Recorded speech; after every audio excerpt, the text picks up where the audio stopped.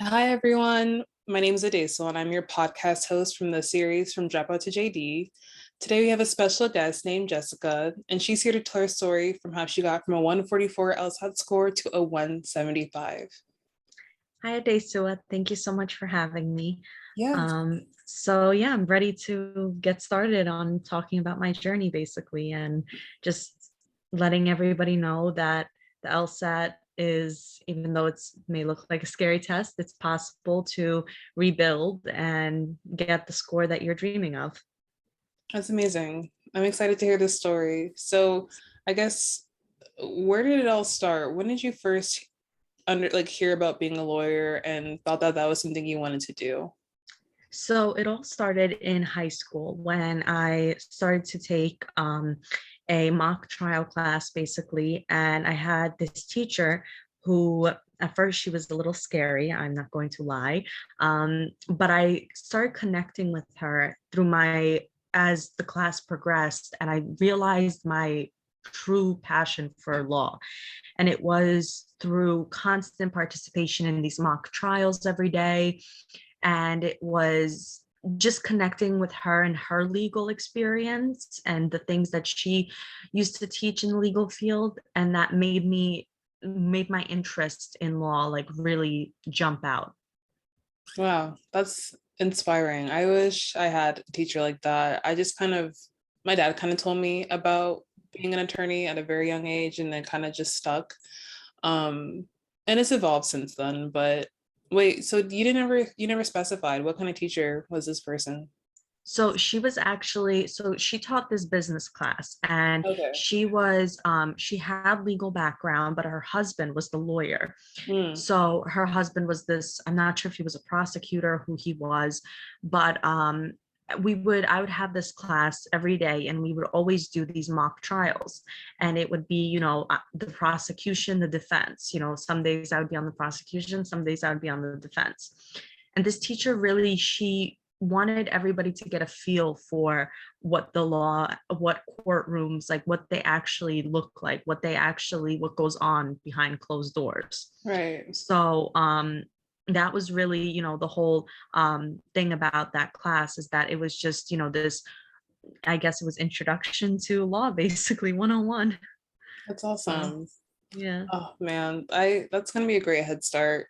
So, for those who don't know, Jessica recently got admitted into a bunch of really awesome law schools. But well, first of all, congratulations. But Thank how you. did the process begin? Like, when did you start? When did you first apply, and all the stuff that came before now? So I first applied to law schools in, I want to say it was last year, and I got a bunch of rejections. I got left and right. It was because of my LSAT score, because I didn't have a good LSAT score. And it was a 144. And I tried my best to get a different score. I took a bunch of tests. I took the LSAT 5 times.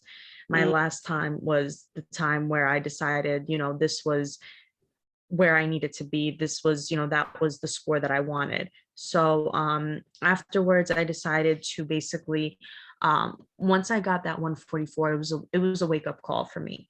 Once I got those rejections in my email, it was a wake up call for me. It was the call that I needed to really take me out of my phase where, okay, just because, if I just put in a little bit more studying, I got this. It was the call that I needed to take it more seriously and get my act together. mm. And then once I did that, so I took a year off, and I started studying and preparing myself for the LSAT. And I basically, after 6 months, I believe it was when I took the test again, and I scored a 175 and got everything together, I guess. And that's when I got all the acceptances after that, once I applied again to law schools. And that's when I got all the acceptances. So Well, first of all, taking five LSATs is just, oh my God, that sounds, I don't know, it sounds like hell, oh, personally. it was on some other level of hell. Yeah. It was the worst. I want to say it was the best and the worst time for me, because I think as human beings, we put a lot of pressure on ourselves, and we always try and be the best version of ourselves possible. But sometimes that best version is hard to achieve because we have all these, different things that we're trying to just, really make, like different things that are really putting pressure on ourselves. So when I realized that the LSAT was the one thing that I could change, that I could control what Mm. I did with, that was when I realized, you know what? Enough of all this pressure, enough of all this thinking I need to be perfect, and let me just focus on what's most important, is actually getting to that good score. Because I was worried about this perfect score that I wanted to get. I didn't care. I didn't worry about how I was going to get there. Once I started worrying about how I was going to get there, that's when everything fell into place. Okay. Wow. So that's interesting to think about because I still haven't started my LSAT journey. I officially start Sunday, April 25th, 24th. Oh, so Don't that's very soon. hold me to it. Yeah. Yeah. And so something that I've noticed amongst the people who get really good grades is that they've dedicated a lot of time to it, whether it's been like 6 months to a year. Hmm. And I'm at least if unless I retake it, I'm taking it's April and I'm taking it in August. So like I have some time, but I don't know if I have enough time to get as comfortable with the test as I'd like to be. The first time you took an LSAT test, how long did you study for? To be honest with you, I took it as blind review, basically. I went into that test not knowing anything. And, that was that was my mistake that I made on my end, because I should have went into that test having studied for 6 months, but I didn't, because I didn't think I needed to, because I didn't take it. I don't want to say I didn't take it as seriously, but I thought that the LSAT was this monster under the bed that people were making up, basically saying that, Mm, oh, it's so hard. Oh, it's this. I was like, you know what? Maybe it's not going to be that hard. And then I scored a 144. And I'm like, okay, so what is that hard? Um, and then that's when, I basically, after that, I buckled down. I just kept studying, studying, studying, pushing myself. And then I retook it. And then I continuously kept scoring, which is the worst part about it, is when you score the same score over and over again. right. And it's like, what am I doing wrong here? No improvement. It's just it's basically just like a straight line. There's no improvement whatsoever. And then once I decided that I was going to take a year off and really focus in on the most important thing of this test, what am I doing wrong, what mistakes am I making that I keep making, how can I fix those. And that's when I saw the improvements. That's when I saw, when I started taking it seriously and just working more on it and dedicating more time to my studies, that's when I saw the improvement, really. Okay. And what were some of the techniques you implemented between your first test and then your last one? So I definitely want to say that I treated the LSAT as a part-time job, because it was, or in this case, the part-time to full-time. There was, I guess, 1 month where I treated it as a part-time job just because I had a lot of other things going on. But other than that, I treated it, studying every single day. I could be on my computer doing practice tests or practice sections for 2 hours one day. Another day, I could be doing it for 5 hours. It Mm, all just depended on how much time I put in. And the more time, the more practice that I put in, and also learning new methods for the different sections of the LSAT, I think that was the key to improvement as well. and how did you learn these new methods? So I actually had a tutor my last time before I took the LSAT, and he basically showed me all these different methods that really, stuck with me and really made it. It's almost as if he had dumbed down the LSAT for me. He took the LSAT as this, from this big, huge, scary monster to a test that it wasn't as scary as before. It wasn't as bad as before because I had these methods. And Hmm. he just, continuously drilled those methods into my head. Every single week we would have a session and he would tell me, okay, what do you do in this logic game? How do you go about doing this logic game? Let's go on to logical reasoning. How did you, what are you going to do for this type of question? Things like that. Okay. And out of all the sections, well, first, in case you don't know, there are three sections on the LSAT, which is the law school admission test. There's reading comprehension, logic games, and analytical reasoning or logical reasoning. Logical reasoning, yeah. Yeah. And so out of those three, what was your relationship to each section? So if I'm being honest, the more I stopped after I stopped practicing for this test, the more I miss it. I Wow.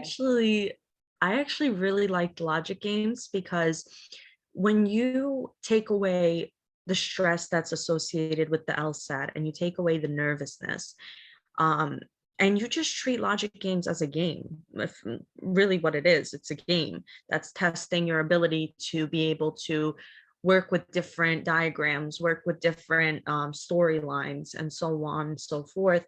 Then you take away that key point, but you also take away, like, you're able to treat it as the game that it's supposed to be and you're able to have fun with it. I when I started understanding how to do logic games the way they're supposed to be done, I was having fun with it. I was doing logic games, maybe maybe three times a day. I would do like different logic games and then I move on to the next section. Same goes for reading comprehension. I'm not I'll be honest with you. I like reading, but I could not stand the LSAT readings because they were so dense and they were so, like, the wordings that they used in those readings. It was the vocabulary was just so much that I just couldn't do it. So then I started implementing new methods for reading comprehension. And then I started, reading a little bit faster when I implemented those methods as well. And I started Okay. liking those. Yeah. What were some of those methods? Because I'm personally most scared of the reading comprehension just because I don't know, it's really dense, dry material, and I'm someone who's kind of more emotion based. So if I'm not emotionally invested in something, it's a little bit more difficult to get me into whatever I'm Mhm. doing. So I would love to hear some techniques you have. So my technique for reading comprehension is that reading comprehension, in every single practice test you take, there's three types of reading comprehension passage. There's the problem resolution, where the author presents you with an issue in the beginning of the passage, and then in the following couple of paragraphs, he provides possible resolutions for the problem. And then at the end of the paragraph, he's going to state the final resolution. And that's your main point, basically. Then there's the main point is the resolution. And then there's um, I like to call them the new kid on the block, and those are the science passages. So the author in those passages is going to give you one scientist, and he's going to explain his theory. He's going to explain, it could be a theory on air pollution or so on and so forth. And then he's going to explain his argument, and he's going to tell you which argument, and then he's going to bring in a new argument, which is the new kid on the block. And at the end of the passage, Mm, in the conclusion, he's going to tell you who wins. Is it the new kid or is it this old scientist? And that's always going to be the conclusion, is the new kid on the block. hmm. And then there's the hero passage, where you have this, it could be a musician, let's say, for example, and this musician is playing through an era, and like an era of time, and he introduces something new to that era, and it could be a new form of music, a new style to the music, whatever it is, he's introducing something new, and he's walking away from the old ways and he's going into the new ways.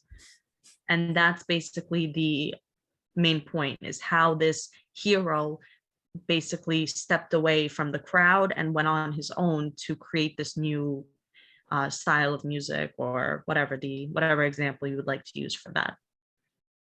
That was a really great breakdown, Yeah. honestly, because I've been researching LSAT techniques. Like, I think what I am looking forward to in this process is understanding each question type and how to approach each question type, because I feel like that would be like I'm trying to, if you've listened to this podcast, you'll know from a previous interview that um, Michelle gave the advice of working smarter, not harder. And I'm Yes. really trying to internalize that and think about how I can go about doing that. So right now, I think knowing the question types and how to solve them, like the way you were saying how in the first reading comprehension type, the resolution will be in a couple paragraphs after, and usually the It'll be in the final one is the conclusion. last one. So like It'll this, be the conclusion. Yeah, like the main point is the resolution. right. So Yeah. is there any other gems you can drop on like how to do the same thing with like other sections in the LSAT? So the last, well, one other thing I can say about reading comprehension is I like what that girl before said, work smarter, not harder. That is entirely true for reading comprehension. Don't go into the passage and highlight every single sentence thinking that you need it. Because to be honest with you, you only need about a quarter of what's actually in that reading Hmm. comprehension passage. They want you to get lost in the details. They want you to get stuck on those details and to think about those details. Because if you're thinking about the details, you're missing the main point of the whole article. And same goes for logical reasoning. If you go into logical reasoning thinking, I'm going to start with the stimulus and then I'm going to work my way to the question type, don't do that. Go into the question stem first, read what Oh, they're interesting. trying to ask you, basically, and then go and look for your conclusion. And then ask yourself, what evidence in this stimulus supports my conclusion? So you say, like, let's say, an example of this could be like, if you use the conclusion and then you put because and then use the evidence, and then that's how you go about finding the answer that they're asking for. Okay. And your tutor taught you all of this? Yes, he taught Oh, me everything I know, and I have him to thank, because I think without him I'd probably be a fish out of water with this, like, fish just completely wobbling around with the LSAT. okay. And in case anyone's wondering and wants to use the tutor you used, Mhm. what was the name of the program or So I course? use the program called Wise Ant, and it's WYZANT, and the tutor's name was Daniel Williams.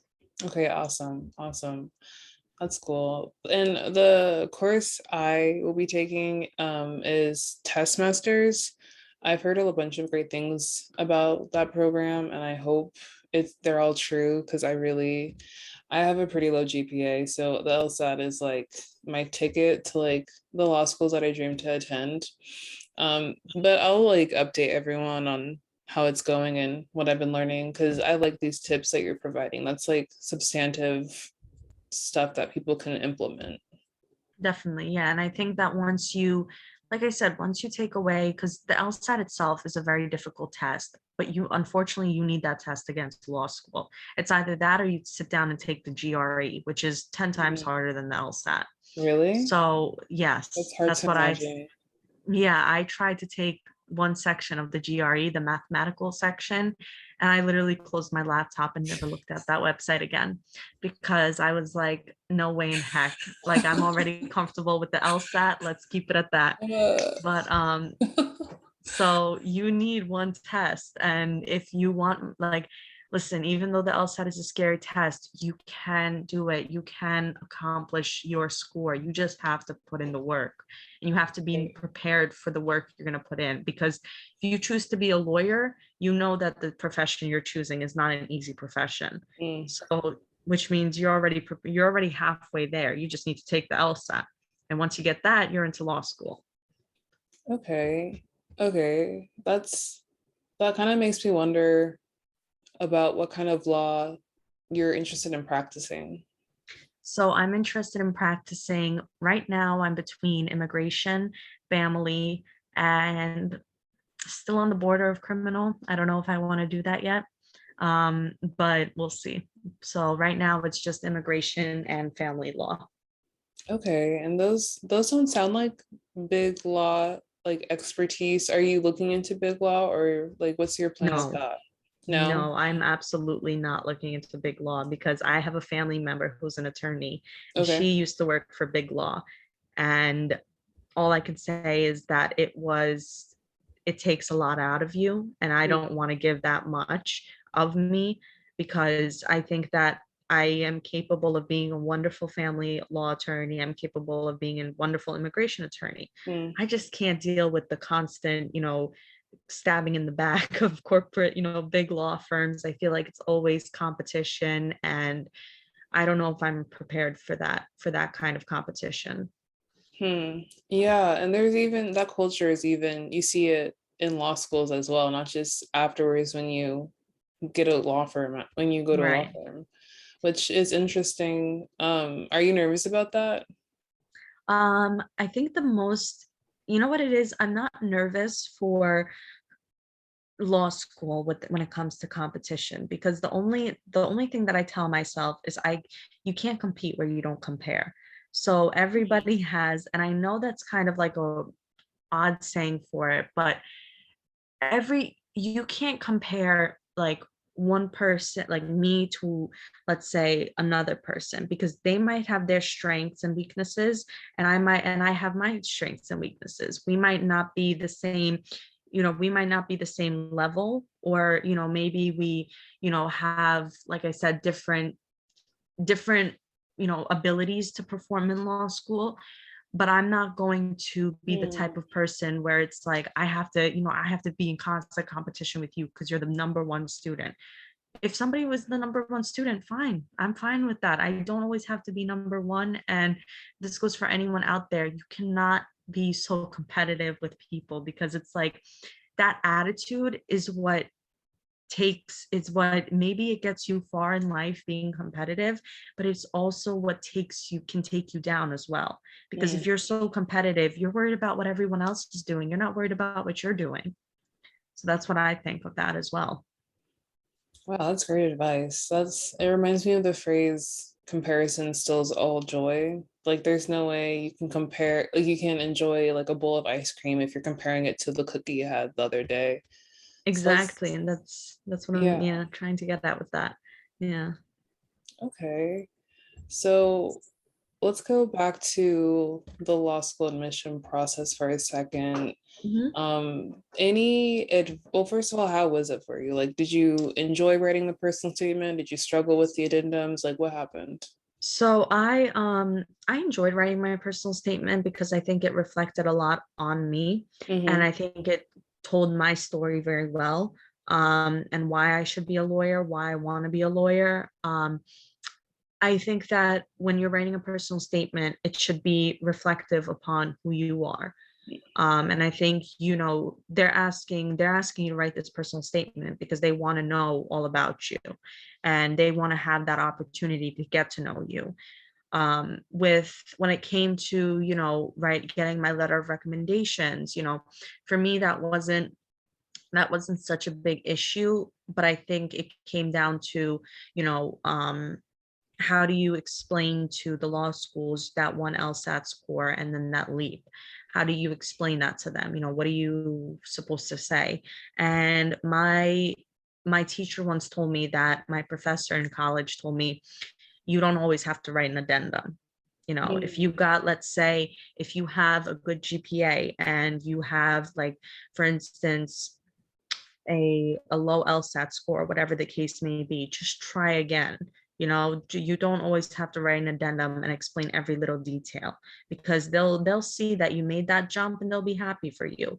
And either way, you'll get accepted into law school because you made that jump. And law schools will always look at your highest LSAT score. They're not going to look at Okay. that low one. Okay, that's good to know. So you didn't write an addendum for Mm-mm. the five LSAT tests? No, I don't think I needed to. I mean, if I felt like I needed to explain myself to them, then I feel like I would have to continuously, that would kind of be showing them, I've already showed them why I deserve to go to law school, why I think I deserve to go to law school in my personal statement. If I were to write an addendum, I would have to kind of say, well, I took this test so many times, but here's the reason why. And I don't want them to think like, okay, she's writing this because she wants us to know, like she wants to make up, like tell us, what happened in the past, like why she kept on scoring this. They don't need to know that. I don't think Right. that's their place to sort of know that kind of information.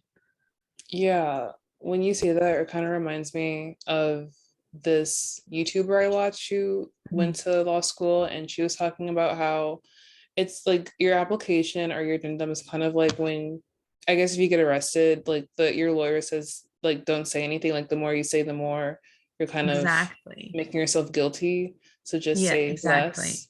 Yeah. Because it's kind of like, think about it as opening Pandora's box. Once you open it, it's going to be hard to close, because Mm, now you're giving them what and what this professor told me was that an addendum, sometimes it's good, sometimes law schools look at it as you're making up excuses for yourself. right. And if you open up that Pandora's box and you show them that this addendum and here are all of the excuses, they're going to say, well, she made up excuses for all of this. What happens if she starts making up excuses for other things while she's in law Mm, school? So right. I don't want to open up that box. I want to keep it closed because I don't think they need to know every single detail of my life. Okay. Interesting. So, are you looking forward to law school? Are you nervous? Like, how do you feel about the whole thing? I mean, I'm looking forward to it. At the same time, I'm nervous. Not as nervous as I was taking the LSAT, of course, but I definitely am a little nervous because of the people. I'm nervous of the teachers. I just found out today that I'm not going to be making my schedule for the first year, and I Oh, already have the professors assigned. oh wow. Yeah.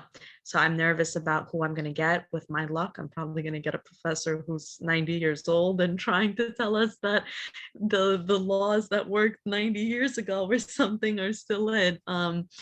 But I'm very nervous for that because I have a fear where it's like I have a fear of kind of getting lost in the crowd when it comes to law school.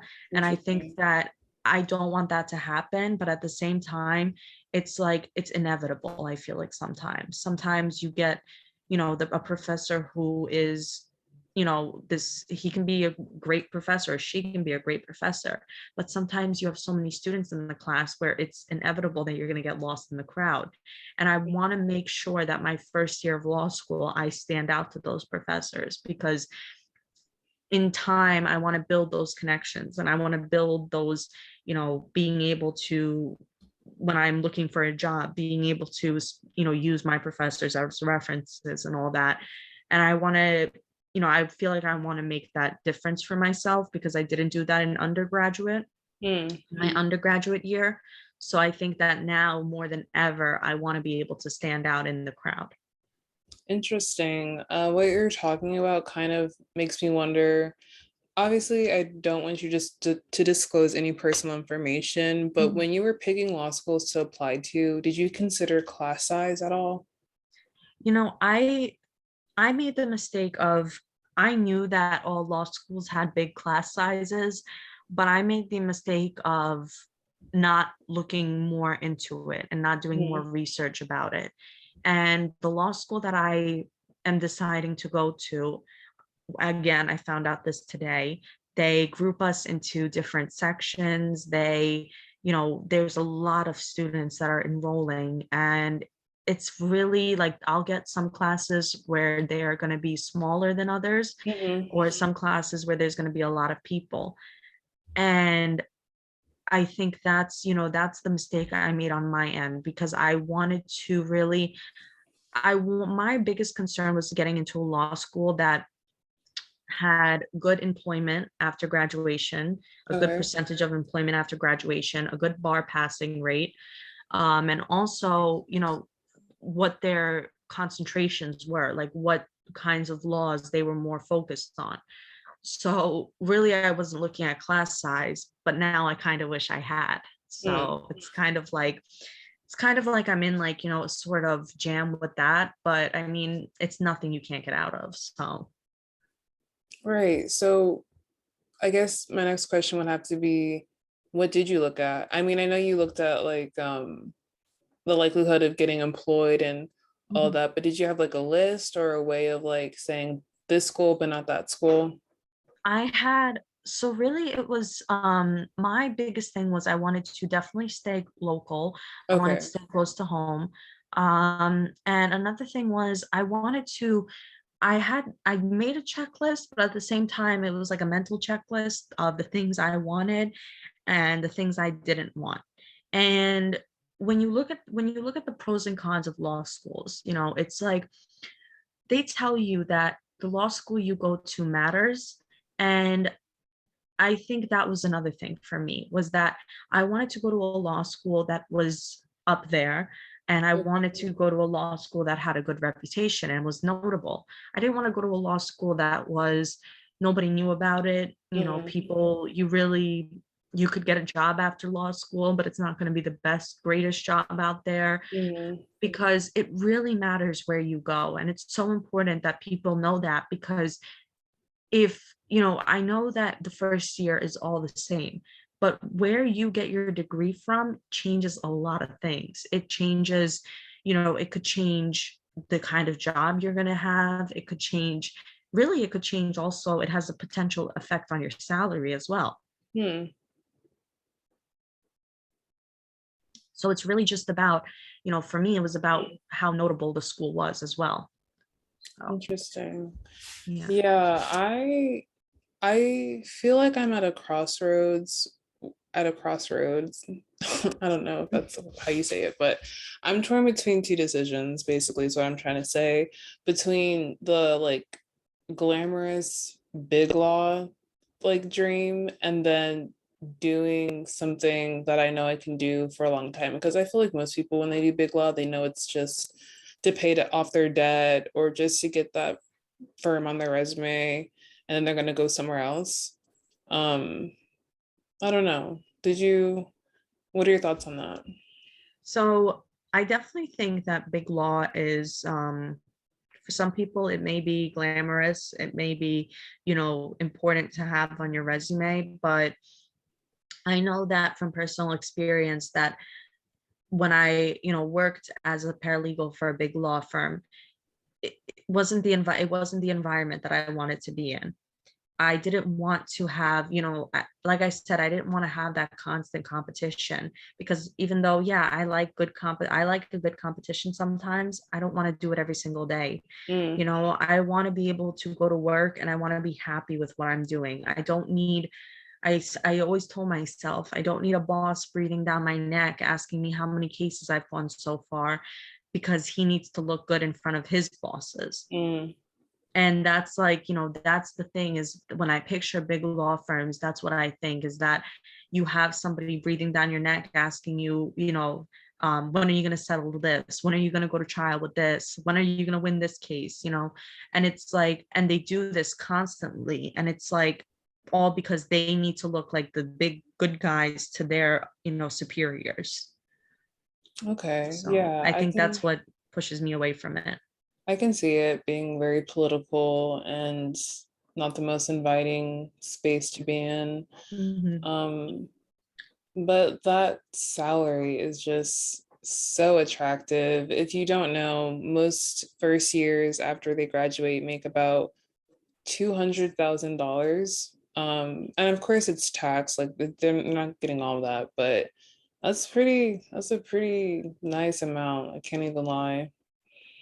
To me, it is attractive. It's also attractive paying off my loan, being able to Yeah. pay off my debt. Um, but at the same time, it's like that salary is attractive, but it's also like you're signing away a part of yourself. And it's also Yeah. like, are you ready to sign away? Are you ready to sign away all your free time? Are you ready to sign away your life as you know it, because you may have, you may work for this big law firm, but keep in mind, you get that salary because you're doing so much for everyone. You're Right. doing so much for, for this big salary. And they're the only reason why they're giving you this big salary is because they know you're capable of doing all this work. So for me, it's kind of like, I've worked for big law firms, I've worked for little law firms. Oh, And okay. yeah, so for me, it's like the smaller guys, those are who I want to be with, because they don't treat you like just another number. They treat you as somebody who is um a part of a family, sort of. It's like a family environment, and you're part of this one big happy family. And it's like they understand, listen, if you got to take a sick day, or you have to, you can't finish this project on time, they understand. They'll tell you, okay, just give it to me next week or so. It's for them, it's not the end of the world.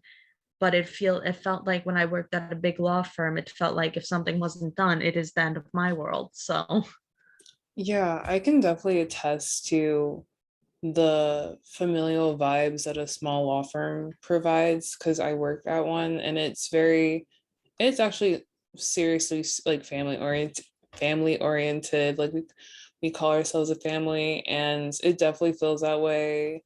Um, Everyone's super comfortable with each other, like to the point where we're walking around barefoot, which is nice, you know. yeah. Um, but yeah, I don't know. There's a lot going on in my mind right now. I'm thinking about what um what I'd want to do with all this information. Like, I don't know, but I know that you said earlier that your teacher kind of introduced you to law. Um, but you also said you had someone in your family who was a Mhm. lawyer. Um, has she given you any advice during this entire process? No. Oh, Me and really? her kind of, yeah, me and her, she knew I was going into the same. I actually am literally on her exact trail. I went to the Hmm. same undergraduate university as she did, and I'm going to the same law school as she did. Oh, So wow. we're literally like, I'm following her footsteps. But that's because they're so big, it's easy to follow them. So they're a lot, it's a lot to fill, but it's we after we spoke about it a couple times, but then we kind of drifted apart. Mhm. But I am seeing her soon for a Oh, wow. family reunion, so hopefully I can brag a little bit about following in her footsteps and getting into the law school that of my dreams. So I just, like I said, hopefully um when you have that sort of I guess when you have that sort of like um person in your life who will push you and who will give you that, advice on what to do when you're in the legal field and all that, I guess it's a different feeling, because then it's like, okay, you know what to expect, basically what to expect when you're expecting, right? It's like, Right. okay, you're going to do this, and then you're going to do that, and then you need to take this.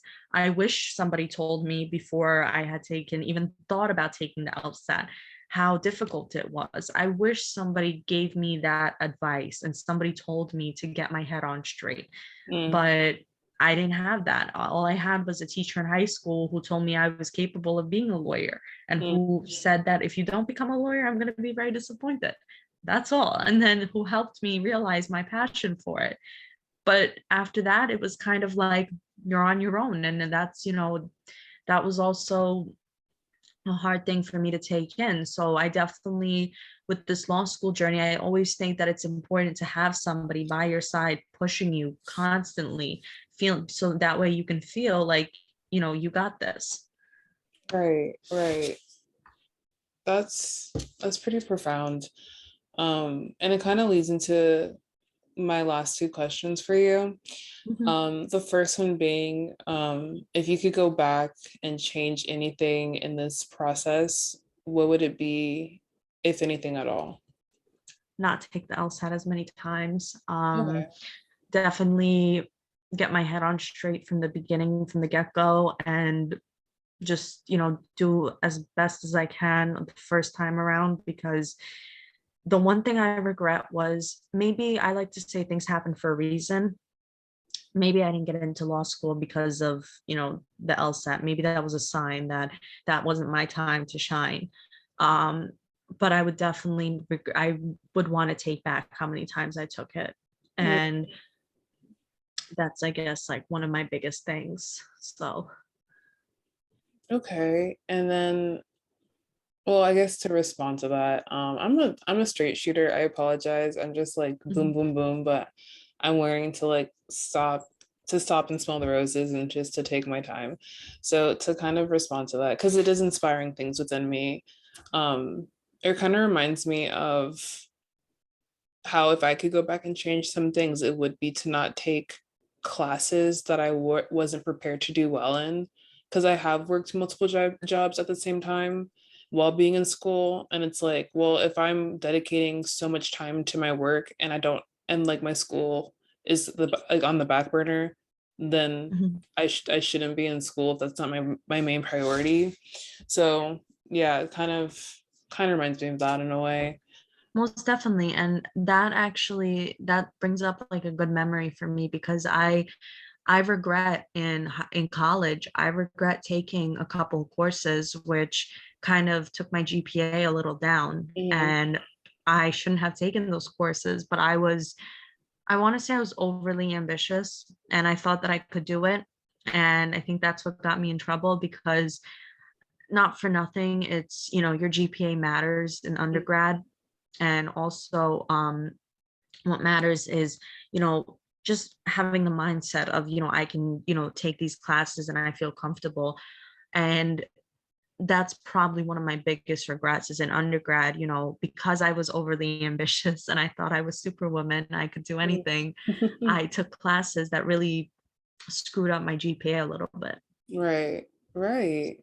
Yeah, I definitely recommend, like, if you're torn between overworking yourself and doing it all at once and taking it easy and playing it cautious, definitely go the cautious route. It never hurts to play it safe. Um, yeah, that's definitely my advice on that. So our last question is going to be for basically, if there's someone out there who's in the same position as you are, where they've taken the LSAT, they've gotten a low grade, and they don't know what to do, what kind of advice would you give them to get to where you are now? So what I would say is, don't stop, because just because of this one low grade, don't think that this is going to dictate, the rest of your LSAT, career basically. Um, the LSAT is a hard test, and it is not to say that you can't do it just because it's hard, but it is a test that messes with you a little bit, and it's Mm. designed to do that. It's not designed to be easy. It's designed to have tricky questions here and there. But if you've gotten a low grade once, you can just keep working, keep putting in time, keep putting in effort, and know that success is possible. Success on this test is possible. And failure, just because you failed once, doesn't mean you're going to fail again. Mm. There's people who have failed 3 times and, took it a fourth time and won. You have to have the mindset of, once you start thinking about being a lawyer, like I used to imagine, and I used to think of my being a lawyer, walking into court every single day with my nice suit on, my nice heels. And then I used to imagine what my office would look like. When I used to imagine like those kinds of things, I would literally get chills, because I would feel so motivated from that. And I would be like, okay, if I want all these things, I got to keep working for it. And I got to keep going hard. I have to keep pushing it, because I know I'm capable of doing it. And trust me, if you've taken the LSAT, you are one step ahead of the game, because you've put in that hard work. And now you just have to put more hard work into it, and you're going to achieve the score you need. Yeah, if you give yourself enough time and you're persistent during that duration of time, there's no way that that you won't make any progress. So Exactly. yeah, that was very beautiful, very motivational advice. Some advice I'm definitely going to come back and listen to as I go on this LSAT journey that I'm a little nervous to embark on. I can't even lie. But this has been really and truly very helpful. And Of course. to go from 144 to 175 is just inspiration alone without hearing the behind the scenes story of it all. Of course. Thank you. Thank you. It was it's definitely it's not an easy journey, but it is one that can be achieved. So if anybody is ever feeling like, oh, I can't do this, this is too hard, don't give up. I beg of you, please don't give up because I believe in you. I'm sure Adesua believes in you, and everybody here has your back. And it's like once you feel like all you need is that one person who believes in you, and you turn it into a fighter. And if you keep fighting, trust me, you can beat this LSAT. Amen. Okay, well, let's end it now because that was a great note to end it on. So, thank you for listening. If you stuck to the end, I appreciate you. And yeah, thank you so much, Jessica. This was everything. Thank you for having me. Have a good night.